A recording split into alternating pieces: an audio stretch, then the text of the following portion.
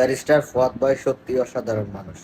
উনি বাংলাদেশের মানুষের পালস বুঝে, বাংলাদেশের মানুষের জনগণের মনের কথা বুঝে কথাগুলো বলল। ব্যক্তিগতভাবে আমি বারবার এই কথাটা বলেছি যে বাংলাদেশে প্রজাতন্ত্রের কর্মচারী যারা আছেন এবং যারা নির্বাচিত প্রতিনিধি ইউনিয়ন পরিষদ থেকে একেবারে এমপি মন্ত্রী পর্যন্ত তাদেরকে আপনার আইন করে সরকারি সেবা নেবার জন্য বাধ্যতামূলক করে দিতে হবে।